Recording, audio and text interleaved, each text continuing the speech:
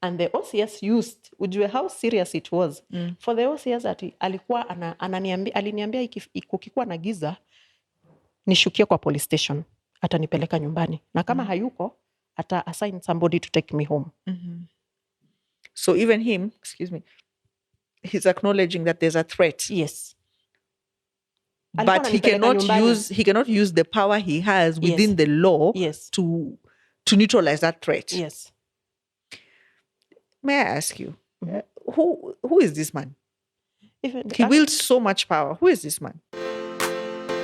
Na watoto, I'll ask again, watoto wako wapi at that time? Nilikuwa nao. Ulikuwa umeenda na watoto? Nilikuwa nimeenda na watoto. Wote. Okay. Then now, sasa story ilianzia hapa. This big girl alikuwa amesoak sheet za white. Zimekaa mpaka zinanuka. So you see the way una scold mtoto. Una scold mtoto. Nikampigia kelele. Akaniuliza, na kwa nini aturudi home? Kwa nini tunakaa hapa? Mimi sipendi hapa.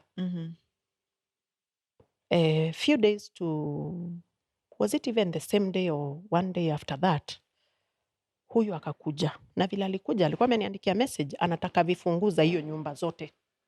Which of course singempatia. Ile nyumba sasa niko. Nyumba yako? Singempatia. Akaniambia anataka kuja kuzichukua.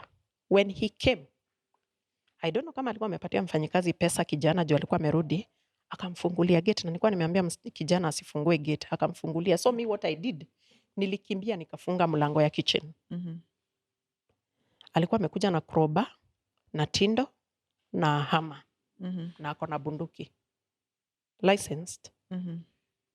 So the crowbar alijaribu kubomoa nayo mlango, which the door is very strong, hakuweza, but alispoil. Nikapigia polisi mwenye nilikuwa na namba yake, akanipatia namba ya OCS, nikapigia OCS.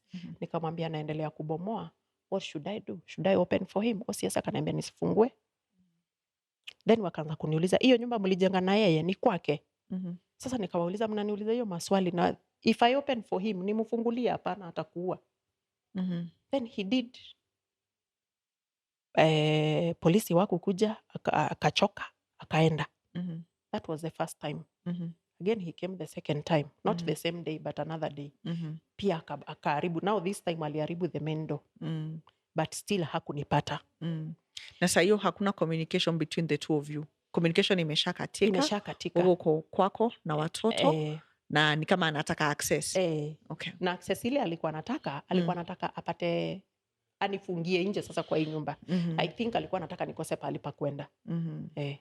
Because sasa akinifungia kwenye niko, hata sasa nikienda kumefungwa nitaenda wapi?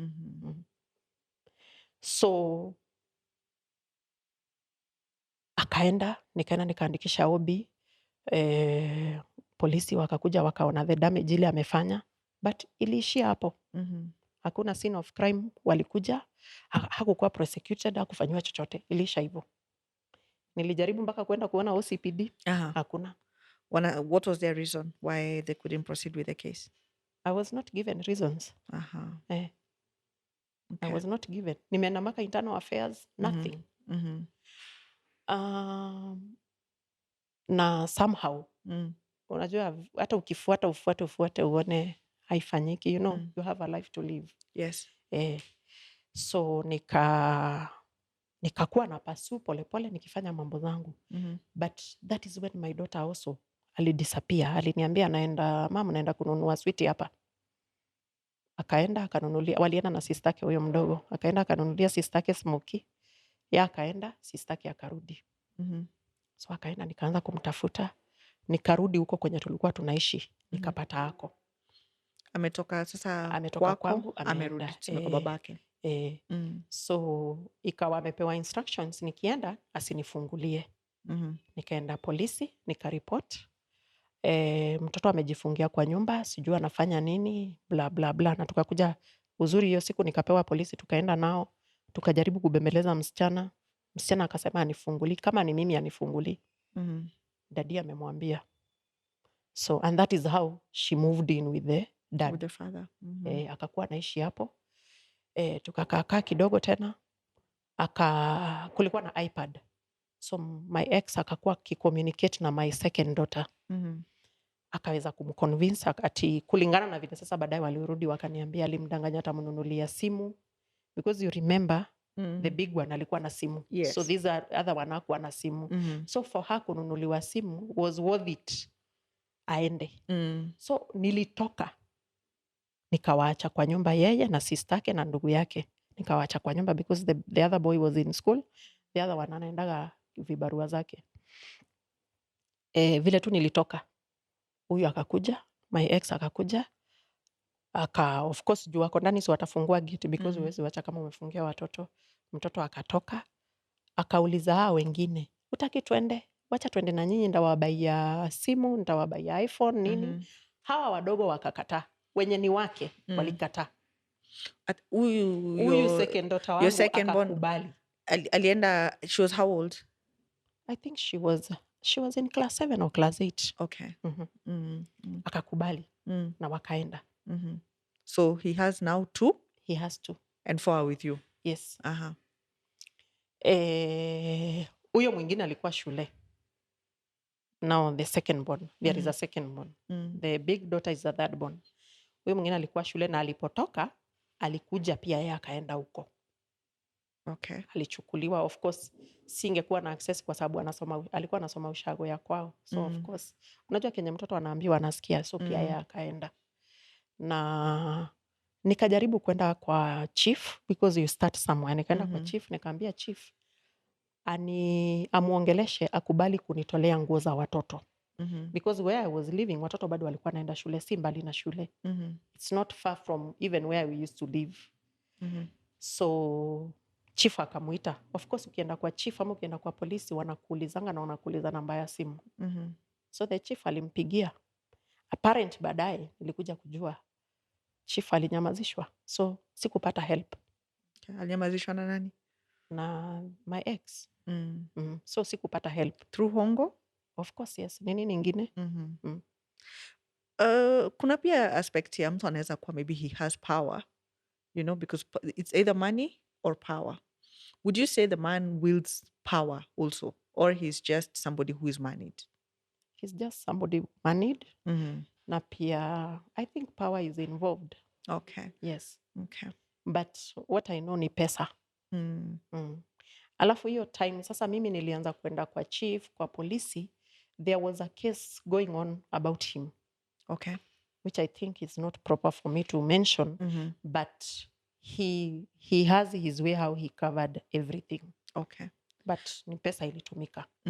So ukienda ukielezea chief that your underage daughter has actually gone to live with the father, so to speak, what is his response? Alisema haifai, atampigia, mkuje tuongee, nini, nikaenda. There is nothing as bad as when you waste your time. Kama saa hivi vile niko hapa nakupea story, ama nakupea what is happening, na unanisikiza na utanisaidia. By the way, it kills a person twice. Na because they're supposed to be involve watoto. Yes, kunafaa kuwa na some form of help. Yes. Unapata kama wakati ukienda kwa easy authorities, the chief, the police, the children's office, there's some form of help you're expecting to get. Yes. And so it is disheartening, and that's why I'm asking, what is his response? Do you know even the chief aliniuliza, he was a Kikuyu, aliniuliza na Kikuyu, ati kwani wewe ni wa wapi? Si urudi kwa huyu mtu kule pesa yake. If somebody tells you atakusaidia hivyo? Definitely not. So it means mimi ni mjinga. And it means angenisaidia kwa sababu niko mjinga. So kutoka kwa chief, tuseme ulipiga hodi wapi tena? Nikaenda kwa children officer. Of course children officer wanamuita. Then sasa wakati ile juu alikuwa alete uniform ya watoto. Because singeenda kununua uniform, na uniform iko. Ndio lawyer wake akakuja kama ameandika barua. Nguo zikakuja, zililetwa ni lawyer, zikatupwa hapo kwa gate. Nikachukua, by the way zililetwa na gunia. Nikachukua. Watoto wakaanza kwenda shule. He went to court. Okay. He took you to court, or yes, you? Okay. For custody. Okay. Of the Tell us about that. Yeah. Akaenda akasema yeye anataka apewe custody because he's a man of means. Anaweza take care of the kids. Me on my part, nimekuwa nikipeleka watoto kwa waganga because that is his argument. Nimekuwa Do you have those court documents? Yes. Okay. But I don't have them here. But I have them. Of course, you must have them. Yes. Na nika-advisiwa nisikose kunahitaji kurudisha. Yani, Yeah, to respond. Yeah, so I did. And at that time, nilikuwa na pesa kidogo. Although I had a truck, na ilikuwa karibu iauctioniwe. So nilikuwa natafuta vile ndaiuza. And again, nilikuwa na fear over my life. I don't know how proper to put it, but kuna jamaa moja ambaye alikuwa anamfanyia his dirty jobs. And apparent mi nilikuwa nimemmeet. Na nilikuwa nimemmeet nikimpea pesa. Pesa ni, you know, sometimes when your wife, you are an errand person. So niliambiwa hii pesa na hii namba ya simu unaenda kupea mtu fulani pahali fulani. So tukaenda, ikawa tuko kabila moja, ni mtu mwenye ananijua. Of course, mtu mwenye unamjua ama umetoka pahali pamoja, si mnaongea. That's how we got talking with the guy. And Mungu anakuanga na njia ya kufanya, maybe sometimes you meet with a person na kupende ama unasemaje kwa Kiswahili, yani muelewane. This guy aliniambia alikuwa ananiita mama ukuwe careful, tumekuwa tukikutana na bwanako na ukuwe just careful, he might not send us but anaweza tuma watu wengine. Umesema huo ni mtu wako wa kufanya dirty jobs? Yes. Unaweza ingilia kidogo hiyo dirty jobs tujue ni gani? In your own understanding. Dirty jobs ni kuthreaten watu wenye wanajaribu kuingililia zile kazi anafanya. Ama the kazi zenye anafanya ambayo amenyang'anya watu. Alikuwa ni mtu anafanya kazi gani? He's a civil servant. Okay. Yes. So there is a way to protect your own interest. So there is how he used to do it. Even there is a time alipangiwa uawe. Because I think he was too, yani alikuwa na pride na ego on whatever that he does. As in, he's a person who would stand. Kama mimi alikuwa ananiambia, I can walk away with murder. I can kill you and walk away with it. Yeah.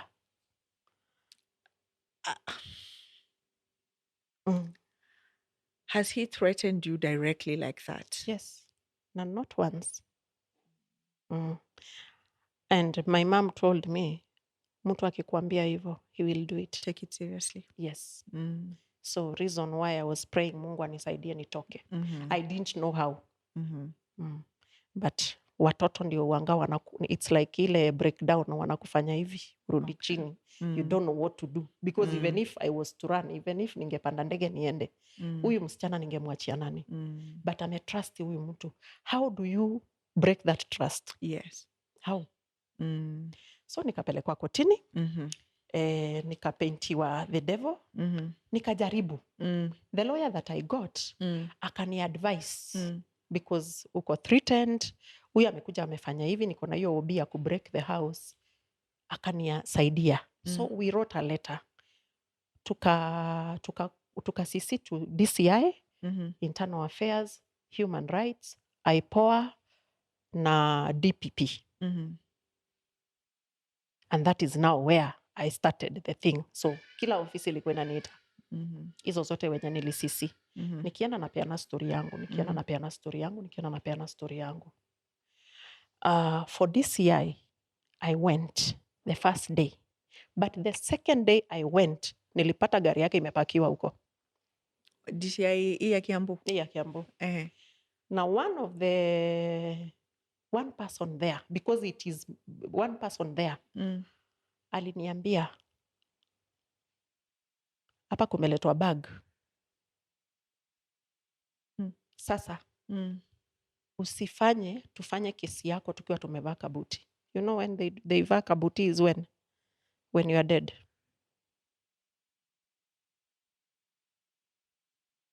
I've followed what I wanted to say. Proceed.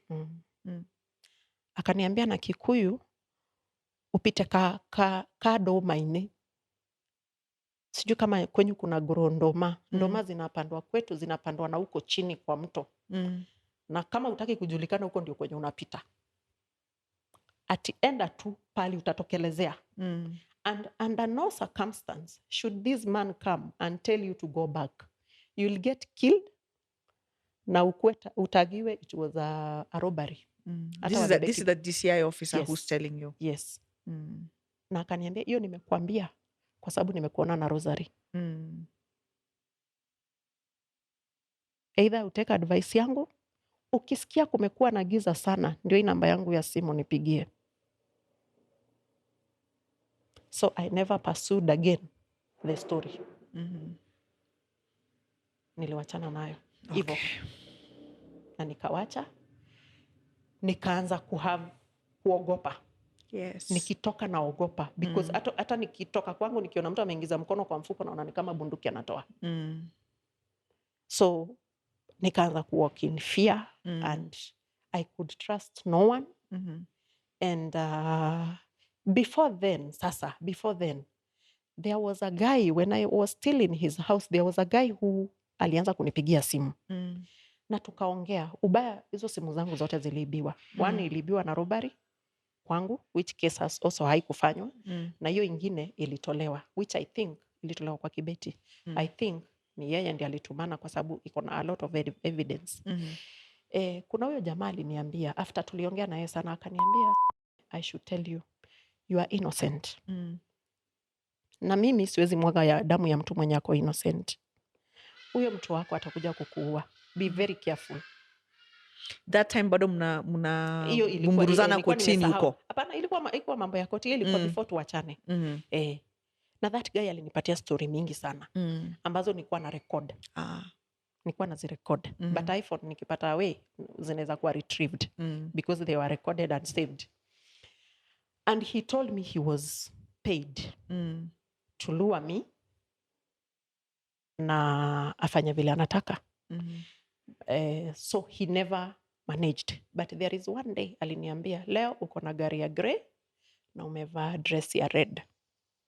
You are so beautiful to be killed. Na kutoka leo sifanye hii kazi. Ukue wise. And was it true that... I don't know. No, was it true that you were dressed like that? Yeah, and that was the car you had? I was in church in Gareria. Hiyo inaitwa The Shrines. Nilikuwa nimeenda masi ya asubuhi. Na nilikuwa na gari ya grey. Na nilikuwa nimevaa dress ya red. Na viatu za red. So kulikuwa na watu wanakustalk na wewe ujui? And it is when I knew now I'm not safe. Because hata huyo mtu mwenye anakuandikia message ama anakupigia simu, ujui kama ako hapo. Ujui hata kama mlikuwa church. And why should somebody follow you? Hakuna kitu nimefanya mbaya. Mi si mwizi. Na kesi kotini inaendelea aje at that time? That was before the case. Sasa nirudi, nilikuwa kwa kesi. Hiyo nikukumbuka, nimekumbuka. So, kesi tukaenda. Tukatagizo barua. Tukafanya certificate of agency. Kwa sababu sikuwa najua watoto wanaishi wapi. Because a parent alikuwa ametoa watoto kwa hiyo nyumba, amewapeleka nao kwa the other wife. Na the other wife alikuwa amehama. So sikuwa najua watoto wako wapi. So tukafanya certificate of agency, tujue. Na children officer sasa akakuwa involved. Nikaenda kwa children officer, tukaongea. Children officer akampigia simu, akaenda. But a parent wakati ule children officer alienda, hakupelekwa kwa ile nyumba watoto wanaishi. Alienda kwa nyumba ingine. But there was no way tungejua. Sasa nimejua vile watoto wamekuja. Walipelekwa shopping. I think wakanunuliwa kila kitu. So of course watoto wakifanywa shopping na wamenunuliwa kila kitu. So they are happy. So the children officer yeye aliona watoto happy. And they are treated well. They are happy with their stepmother. And watoto wakasema wanataka kukaa na stepmother. They are happy there. Pengine wakuje wanitembelee bla bla bla. Unaona hizo vitu. Watoto wenyewe wakaandika statements. Yes.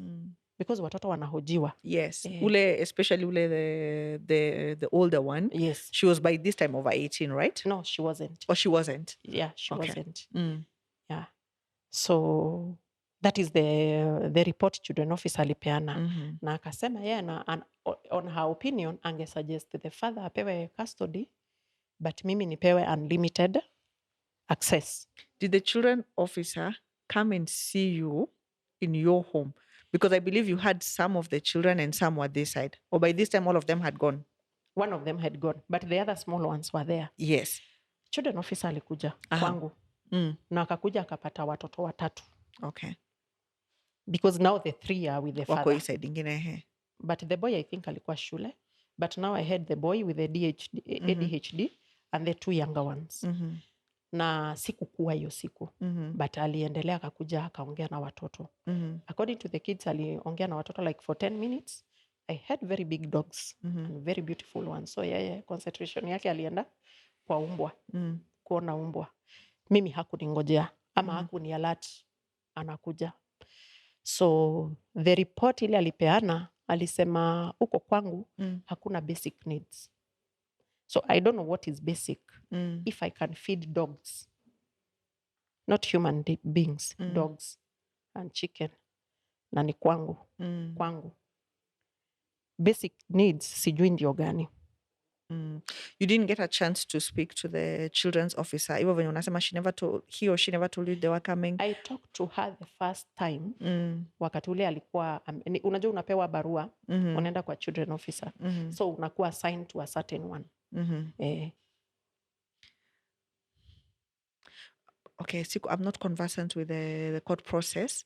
Did he or she take the stand maybe and explain her report? Ama her report was just attached to the court documents? It was presumed that it was right and it was correct. Yes. Because again, watoto bado walienda kotini na wakaongea na judge. Oh, okay. And still, my daughter said, ati huwa sipendi kumuona. Ati hata siwezi muangalia. Who ni the first daughter. Naye anataka kukaa na babake. Ati hata sinanga time yao. I'm ever absent. Okay. So what did the judge say? He was given interim orders to have custody of the kids. And that is how I lost my kids. Okay. So he was given custody and you were given visitation. Not visit. Yeah, they come and visit me. But now it's only these 2. Ndio wanakujanga. Ndio walikuwa wanakuja. Now we had to now go to the main hearing because this one was interim orders for the certificate of urgency. Yes. Yes. So, and of course, hakuna vile ingeenda against the other one because sini the same thing, the same kids. So again, he was given custody ya watoto. And I think it was read on 4th of November. Na before December 15. So the orders hazingetoka vingine. There was no way when my daughter, not his, a stepchild, ameenda testify against me. Maybe kama ungekuwa wewe, I don't know, judge wanatrainiwa aje, but nilijiuliza maswali. This judge ni mwanamke kama mimi. Nimezaa huyu mtoto nimemfikisha kwenye nimemfikisha. Ningetoa hiyo mimba. Ningefanya anything, ningemuneglect kama sikuwa na haja na yeye. But sahi amefika vile amefika. Does she think I can do that? I just wondered. Kwani hajafikiria kunaweza kuwa na another aspect ya huyu mtoto kuongea hivyo? Like manipulation. But to be the devil's advocate, the judges they're governed by the law. What does the law say? And if the child herself said, with the way I'm speaking right now, went in front of the judge and said this, then the judge cannot go against. You understand? Because her word is taken also. They take your response and they also take what the children say. And I think that is where my own opinion is. I think that is the card, the silver card that he had, that he was hiding, because the judge cannot overrule what the person. We're talking about children. So if the children themselves they are saying, then the judge cannot overrule. And just to cement that, recently there's a story of the very small boy whose eyes were gouged out. I don't want to mention his name. And, as small as he was, he actually pinpointed someone, an adult, and he said, this is the person who did this. So you see, even if he's 4 or 3, the judge has to take that into account. But I understand your pain as a mother. Yeah. Yes. So wakati wa hiyo kesi I tried nikaitwa kwa child protection. Of course kila pale ukiitwa unaandika statement. I wrote my statement. Yeah, akaitwa akaandika statement na watoto walikuwa wanafaa wapelekwe. Sasa watoto mimi wakiniambia ati waliambiwa mkienda mkubali nilikuwa naangalia your private parts. They are going to insert things inside there. Who told you? The kids? The kids. Waliniambia hivyo. So they were scared wataingizwa vitu. So walienda wakasema hapana. You see now, it's like my hands are tied. Yes. And everything that from him being violent, kuja kuharibu milango za nyumba, kuja kujaribu kubomoa nyumba ingie, kuangalia private parts ya watoto, kuni-threaten, none of them has ever been followed. Yes. So the judge alipresume the police should have come out with evidence. So me, I presume it's a hearsay. Yes. That's the language they use in the courts. No. If there is no hard evidence, they will call it hearsay. Yes. Allegations. Yes. They are just allegations. So nikakuwa powerless. Hata kufanya appeal, ningefanya appeal niseme nini? Ulikuwa na police report maybe that maybe you've reported these issues, like say maybe the breakage. And what are the police saying about it? Nothing. For the internal affairs, the OCS told me that mwenye amesimamia internal affairs ametoka kwao, ni rafiki yake, so hawezi fanya chochote. Rafiki yake, your ex? Yes. And the OCS used, ujue how serious it was. For the OCS ati alikuwa aliniambia kukikuwa na giza nishukie kwa police station, atanipeleka nyumbani, na kama hayuko ata assign somebody to take me home. So even him, he's acknowledging that there's a threat. Yes. But he cannot use the power he has within the law to neutralize that threat. Yes. May I ask you, who is this man? He wields so much power. Who is this man?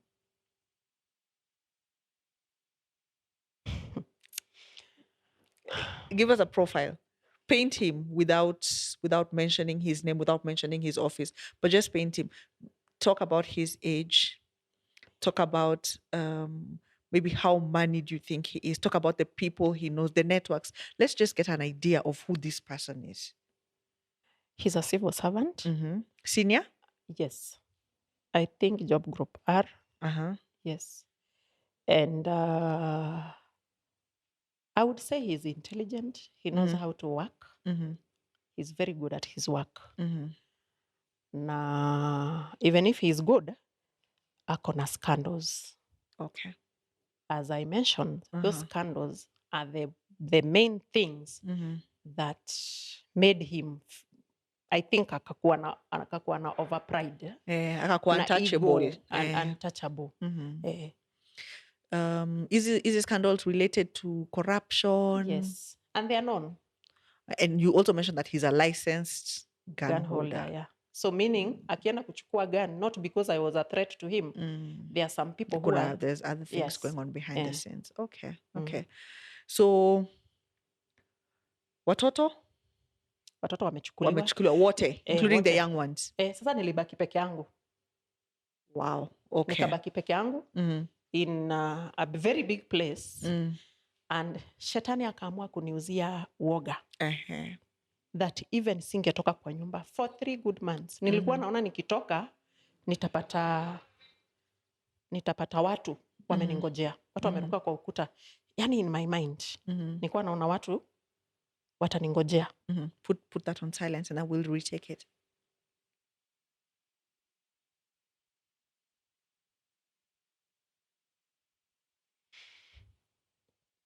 Nilikuwa naona watu yani watu watatokelezea. You see the way you fear. I don't know whether you have ever been there, but you fear. And nilikuwa najua zile vitu wanafanyanga. I know of so bad things that he has ever done. So I knew it could happen and nothing will ever be known. How are you keeping it together? I don't know. I think God alinisaidia too. But in between the way, na hiyo time, for 3 months, some people came in. Saa zingine hii online na simu watu wanafikirianga everybody is a scammer. No, people are not scamming. There are those people who are genuine. And there is that particular time I dreamt of a snake, a black snake. Niliota na nikaota imeniuma. Believe you or not, niliamka nikiwa na alama kwa kidole. Venye kwa ndoto ilinionyesha nilikuwa nimeumwa kwa kidole, but it was one tooth. And I wrote somewhere on Facebook, somebody to interpret for me. And that is how I got a pastor who walked. I don't know him. I've never met him. He's not a Kenyan. Na alinisaidia sana ku come out of that fear. Na nikaanza ku come out pole pole until here I am. Ati siku hizi naweza toka nivae nitoke bila kuogopa. Wow. Okay. So we've had what has happened until where we are now. Yes. So where are we today? Where we are now. That daughter who testified against me. Your oldest? My oldest. She's out of that house. Okay. Na it was just after the main judgment ruling was given, or the orders were given. Alikuja akatupa hapo kwa gate na manguo zake zimewekwa kwa karatasi ya takataka. Unaona zile karatasi tunaweka takataka? Aliletwa na nguo zake zikiwa zimewekwa hapo. Ngoja. Judgment imepeanwa that he's been awarded custody. Yes. But you're saying that she was brought back. Yes. Okay, why? How? I was not explained. Wewe mtoto wako amekuwa for 3 years hujai muona. Amekuja analia. What would you do? So welcome. You'd hug them actually. Yeah. Despite hata kama alifanya hivyo vyote, mimi welcome my daughter. In fact, that day I was going to see my lawyer. Nikamsaidia tukaingiza vitu. Nikamwambia nilikuwa naenda, tunaweza enda, akaniambia sawa, tukaenda. And I explained to my lawyer, mtoto ndio huyu ameletwa hivi na hivi na hivi. And I didn't know that now kuna shida ama shida sasa ndio zitaanza. Kidogo tu mi ampoki. I believe that watoto wangu nafaa nijue kenye wako. And you know that by kuangalia diary zao ama the way they write, unaangalia kwa manguo zao. Now this is a stranger. Let's say she's a stranger because I had not stayed with her for around 3 years. Amekuja. So one day decide kwenda kwa wardrobe yake. Nikatoanisha nini, nikaona kibiriti hizi za gas. Kwa vitabu zake naona kuna substance iko katikati ya vitabu. Na kidogo nikaenda nikapata a grey, hii karatasi ya sukari iko na matawi. Kumbe hiyo ni bangi. That day I didn't sleep. Nilikuwa nauliza asubuhi itafika saa ngapi. But nikapiga toll free number ya CID. Nikapata mwenye tuliongea na yeye, tukaongea na yeye nikamuelezea everything. Akani advise, akaniambia the nearest police station you should go and report and make sure umeongea na OCS wa hiyo place. So in the morning, the time that I could go, nikaenda, nikapata OCS hajafika, nikamngojea, akakuja, nikamuelezea. And for the first time nilipata mtu ako na utu. Na mtu mwenye alibeba huyo everything ni kama yake. Akaniambia kwanza endeni mniletee huyo msichana. Tukaenda, tukapata bado msichana amelala, akachukuliwa, tukaenda naye kwa station. So akaulizwa hii ni nini? Ni bangi. Ni ya nani? Ni yangu. Unafanyanga nini nayo? Unavuta. Kwa nini? Ati that is what gives me happiness. Akaulizwa between your mom and your dad, nani unafikiria anakupenda? Akasema yeye ajui. Akaulizwa ni nini unataka? Mimi sijui lakini nataka kusoma. Akaanza kulia akasema, I did my part. She got an A with distinction. But school fees, deni ni 1 million, 1.4 million. Hajalipiwa. Kwa nini hajalipiwa? According to how ilibidi nitoke nje ndio sasa aweze kuongea. Yeah, to open up. To open up. So ali open up kwake. The OCS told me ameona mtoto mwenye ako confused, mtoto mwenye ako manipulated, and huyo mtoto ametumika vibaya. Akatoka akaenda kutafuta counselor. Which hakupata mzuri, but she got a police, alipata polisi, wakakuja wakajaribu kuongea, akaongeleshwa. But she couldn't understand. Kidogo akatoroka. Your daughter? Yes. Akaenda. Nikauliziwa, nikajua anaishi somewhere with friends na nini, but sasa so that na Kenya ilifanya atoroke ni kwa sababu nimemwambia hapa unakuja by 6, latest 7. Sikukatazi kuwa na friends, but latest 7. So alikuwa anakuja 10 akiwa anakaa amekunywa. So of course hamtaambiana vizuri. And those are the times pia alikuwa ananiambia, mam, unajua hata dadi alikuwa ananihesabia wanaume wako, ati siku moja nitakwambia. Namuuliza, where did you find the time ya kukaa chini muna discuss about my sexual life with your dad? Ati hata mam alituambia yeye si baba yetu, because our parent, the kids didn't know that he's not the father. We had agreed to fiche. Watoto waligrow isipokuwa the firstborn peke yake ndiye alijua, huyo mtoto alijua huyu si babake. Hao wengine wote wamegrow wakijua huyo ndio baba yao. Na akawapea mpaka jina. Zile majina nilikuwa nimewapea akachange, akawapea majina zile yeye alitaka. And I never thought ati atawahi change. So watoto ni yeye mwenyewe aliamua kuambia watoto yeye si baba yao, which is traumatic for a child. Yes, it is. It is. Inaleta identity crisis. Yes. Na mtoto ametoka kwa high life, ameletwa kwa low life. Atakopa aje? Because ameambiwa tu pack nguo zako, unaenda kwenyu. Alifollow through na hizo counseling sessions? She has never gone. Because as much as I tried talking to her, hata namwambia hata Kenyatta ni free, I don't have money, Kenyatta is for free, hangeelewa. Of course hawezi akaelewa. Because again anatry kufit in, anatry kujitafuta. Okay. Na I don't know to the extent ile alikuwa ametumia madawa wakiwa na yeye, sijui. But ilikuwa imemuaffect kwa sababu mpaka kukula hakuwa anakula. Appetite mpaka avute ndio akule. And she was out of control, ako violent, ako abusive. Anaona ni right. In fact, alifika pahali ana justify it is the weed that made her pass her exam. Because counseling ni mtu ajitolee, akubali. Siwezi mfunga kamba nimpeleke. True. Mpaka akubali. But you also have to understand that when you're dealing with somebody who's using drugs, the drugs control her more than she controls the drugs. Yes. So she could be willing, but the drugs, they control her. Yes. So akapotea the first time. Nikaomba, nikamclaim, akarudi. Akakaa, I think alikaa 2 days, 3 days, tena akatoroka. This time akaenda kukaa na her boyfriend family. So there then mama huyo boyfriend akakufa.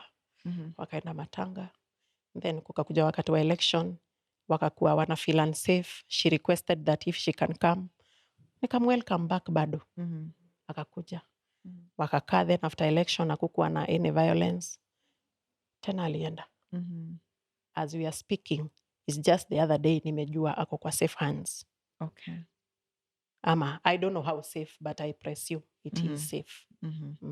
So somebody you don't... I don't know, somebody anonymous ameni reach out to me kuniambia, I wanted you to know that I'm trying to help your daughter. But simujui. Sijui kama Kenya ananiambia ni ukweli. And for this pia unakuwa na hiyo fear. Nimekuwa na fear ata commit suicide. Has she voiced it to you? Yes, that I feel like maybe killing myself? Yes. In fact, the other girl the other girl, she's now in Form 4. She was telling me how they were helping each other not to commit suicide. Even her.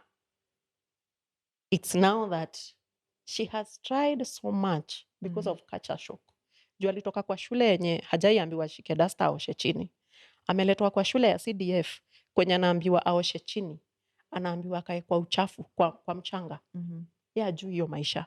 Ya juu maisha kula githeri. But let me ask you, he got custody. Yes. How come the kids are back home with you? But what will I do? Anyway, amewaleta. He dropped even the second one. Yes. Na kwanza huyu aliletwa akiwa assaulted. Alikuwa amechapwa, huyo mtoto amechapwa mateke, tumbo mpaka na bleeding huku. Mgongo, mateke, ati alichapa huyo mtoto kama mnyama. Then akakuja akamtupa hapo kwa gate. The same way he did the first daughter. Do you have a police report for this? Yes. And what are the police saying about it? It died also like that. In fact, the last time, was it November or October? A friend of mine aliniambia niende kwa provincial police headquarters to complain. And I went. Of course wananisikiza na mpaka wamuite wamsikize. Then nikaanza kuona kuna chezwa. You know, you go to these offices. Saa zile mtu atake kukusaidia, anaanza kukuseduce.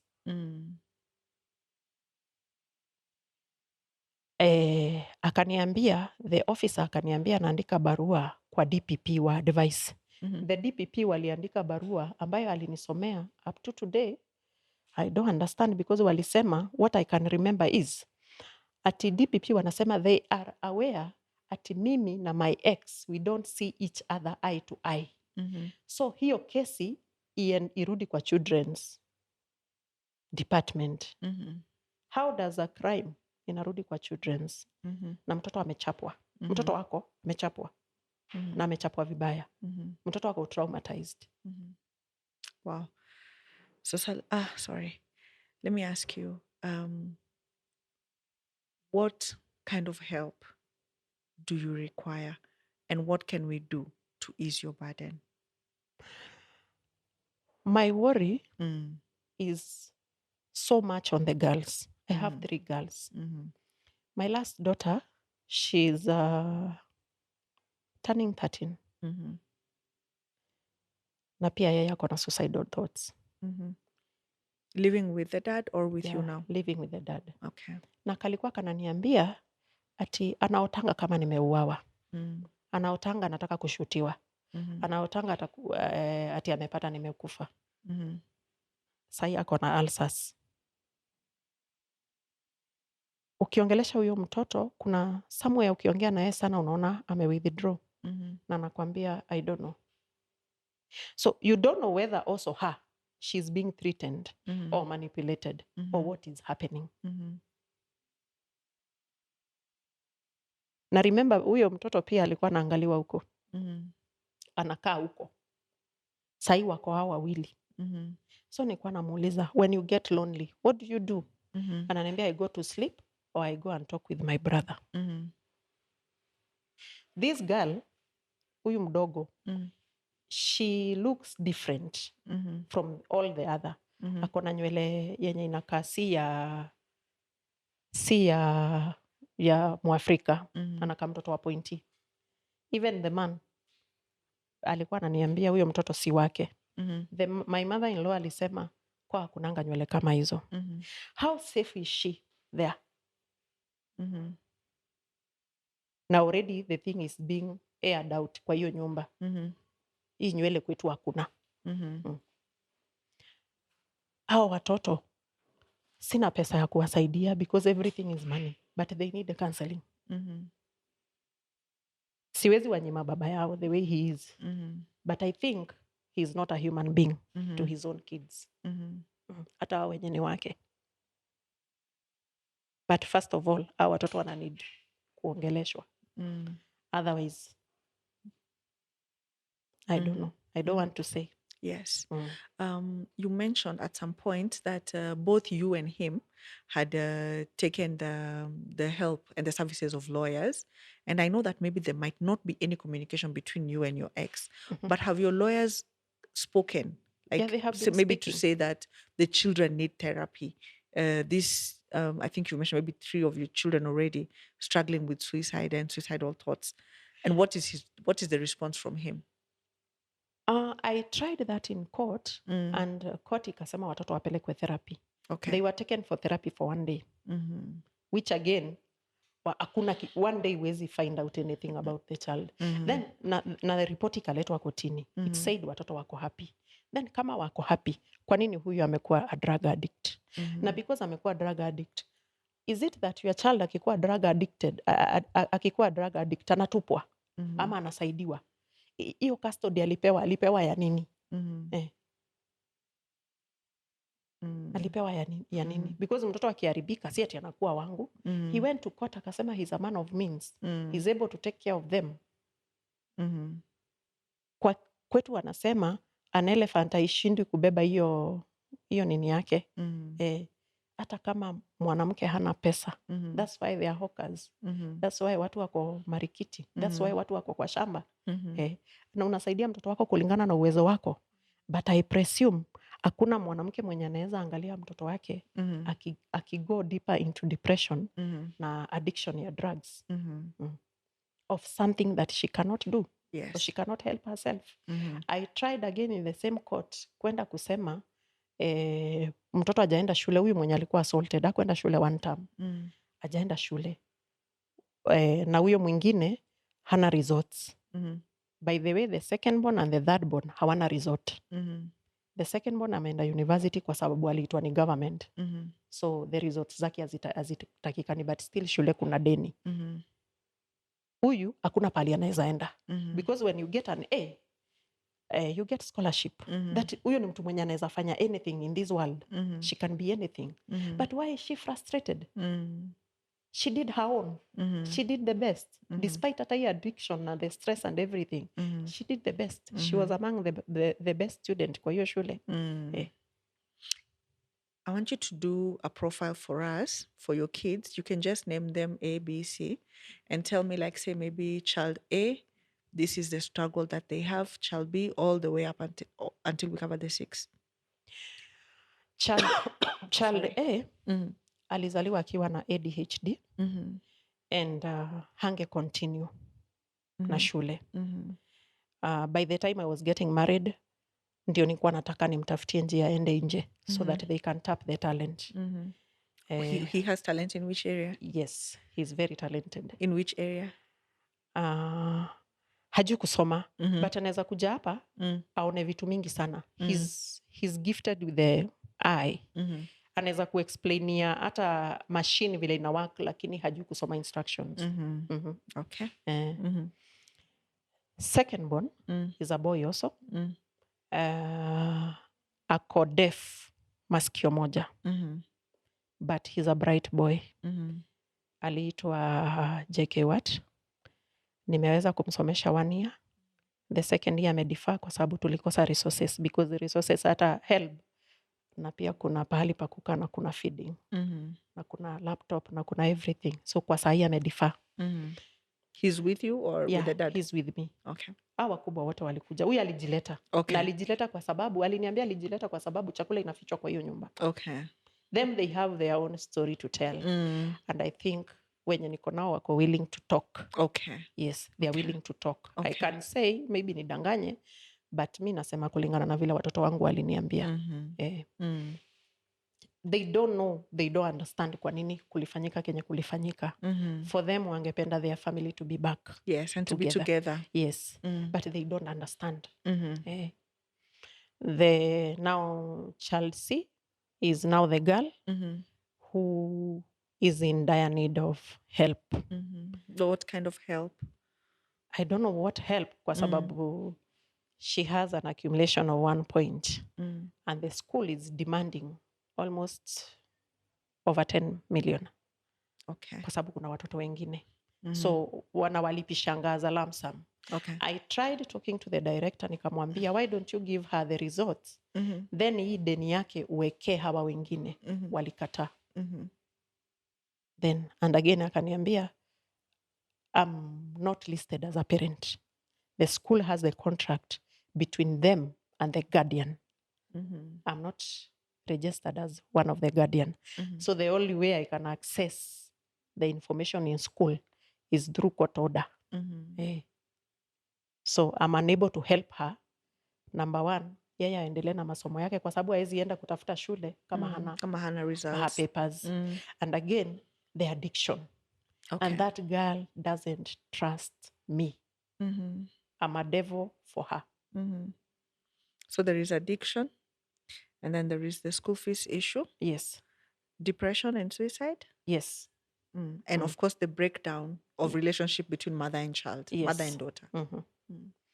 And for her, she was told, you remember I told you about alisema atalala na yeye ndio get back to me. He went and told them, the two girls, now child C and D, which D bado sijamuongelea, akawaambia nilisema amelala nao. You see, those are two statements. And I think the hatred started boiling up. Ama ilikuwa ni kama kuongeza mafuta. But the real thing is, he told me atalala na huyo child C. Si wote, huyo child C. Ndio nisikie uchungu. Makio, that girl looks like me. A copy of me. Ukikutana na yeye alafu kutana na mimi utafikira ni ghost. Child D, she needs proper counseling, although she is being done counseling at Kenyatta Hospital. And there is a day I went because the therapist aliona there is a lot of manipulation na mtoto wako confused, ameambiwa vitu mingi ambazo hafai kuambiwa, wakaniita. I told them the whole story. They recommended a family therapy. Now, a family therapy is when all of them can come. Na kila moja aongeleshwe pia kivyake. But now it's not possible. Number one, because I'm supposed to pay for it. Number two, the girl is not there. Number three, how do I get the two to go? Because Kenyatta, you just go on a weekday. He won't agree for them to go because watatoboa siri zake. Because of course, hao watoto wanaenda wanaongea about the sexual, hiyo kuangaliwa, na hiyo waliambiwa ni babao nilisema walilala na yeye. Child D lives with you or with the dad? Lives with me. She's the one who was assaulted. Okay. Yes. Okay. And then now there is E and F who are living with him. The E is okay, but I think he's trying to be a man at a very young age. Every time tukionana, akini hug bye-bye, ananiambianga, Mom, I'm praying for you. I'm praying for you. You get a job and you get money so that you help us. That statement, every day he says that. Ni nini naendelea kwa mind ya huyo mtoto? I'm afraid kumu-interrogate. But unaangalia mtoto ukijaribu kumuongelesha, anaka, it's like there is something anaogopa. Hata wakikujiwa, wananiambia, Daddy said 2 minutes. Anakujanga anapiga honi. Ama mwenye anakuja anapiga honi. So you are supposed to kusikia hiyo honi within 2 minutes uko umetoka nje ya gate. Wow. Okay. So, and the last one, she's the one akona ulcers, na she's also suicidal. If it was a perfect world, how would you want to help these children? You've mentioned the family therapy. How are your finances also in terms of if you were to be awarded the custody? Can you be able to take care of the kids? Because definitely that's a point he's going to hit you on. But also, I would answer that with another question. If he died today, what would happen? You would take care of your kids. Yes. Despite whether I have money or I don't have money. Yes. So in a perfect world, you want all your kids back, whether Yes. he supports or he doesn't support. Yes. Okay. And have you taken any steps towards maybe appealing now that initial custody that was awarded to him? I would like to do that, but the kids have to be in a well state of mind. ndio the girl can go and say, no, I was promised this and this and this. This is why I went and said this and this and this. Supposing finance was not an issue and therapy was available for you and all your children, is that something you're willing to consider? And can you ensure that the kids also come for therapy? Yeah, I can. Yeah. Because there has to be a middle ground between even the kids who live with him. If therapy is available, then there has to be a middle ground. You don't have to talk to him. He doesn't have to talk to you. Yes. I believe you have lawyers who can speak, or we can find mediators who can mediate between you and him. But for the sake of the kids, say maybe if we find a family therapist, that all the kids can actually come in so that we can start that process of healing. Is that something that, you'd be willing to do? Yes, I would. Okay. Because me, I've lived my life. I have to help them. Okay. Is there anything else I've left out that maybe you'd like to highlight? No. The only thing I would say, I don't regret God helping me to move out of that house or move out of that relationship. I'm just okay with my problems. Yeah. I'm just okay. There are so many of them, and sometimes I'm overwhelmed. But I think I'm better alive than dead. Other than therapy, if you got a chance and someone who can assist is listening, what kind of help would you require? For the kids first, to be sane, because they are not sane. All of them, they are not. As much as I try to make noise, to do what, I think they are not sane. They are going through so much that will definitely affect their future. If you could speak to your kids, especially in hindsight, seeing everything that they've been through and what is going on, what would you like your kids to know? That I love them, all of them, equally. And they should know that all men are not bad. Because I've read from their diaries that I hate men. Wow. Thank you so much for coming, for opening up and sharing your journey. I sympathize with you. Thank you. I know it's not easy, but I believe that the first step towards healing, towards change, is in opening up and facing that problem that you're looking at, and then we see how to deal with it. So I really appreciate you taking your time. I appreciate you even opening up and even being here. Yeah, I hope somebody learns from that. I know there's millions and millions of people who will come across this, and yes, they will learn. There's definitely a lot of take homes from the conversation that we've had today. And for me, what stands out and where my heart breaks is concerning the children. Yeah. Because, like you're saying, a 13-year-old, a 10-year-old, a 17-year-old, you don't have to be dealing with certain type of issues. You're just a child.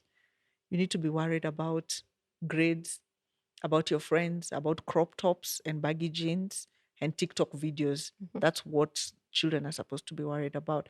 But when you see a child is unable to sleep because they have nightmares thinking that my mom is going to die or my mom is shot, it immediately tells you that their normal mental routine has been interrupted. Yeah. And what is created from this kind of an environment, most of the time, it doesn't end well. I'm afraid so. So I'm hoping and praying with you that from this conversation, we can start the journey to healing. We can start the journey to change. It doesn't have to be 1,000 miles per hour. We can start with one, which I believe you've started today. Yeah. Thanks so much. Thank you too. Yeah. That has been our guest. It's been quite a heavy episode. I mean, with all that has been shared, I do not have much to say. I'm calling on anybody of goodwill who's able to assist.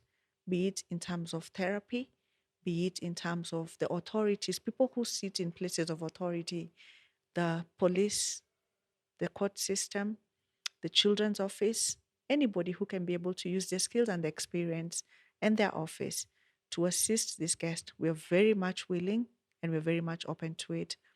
Because of her anonymity, we cannot be able to share her number, but you can reach out to me on all my social media and I'll definitely pass the message. I'm your host, Judy Fida, and this has been Wellness by JF Podcast. See you on the next one.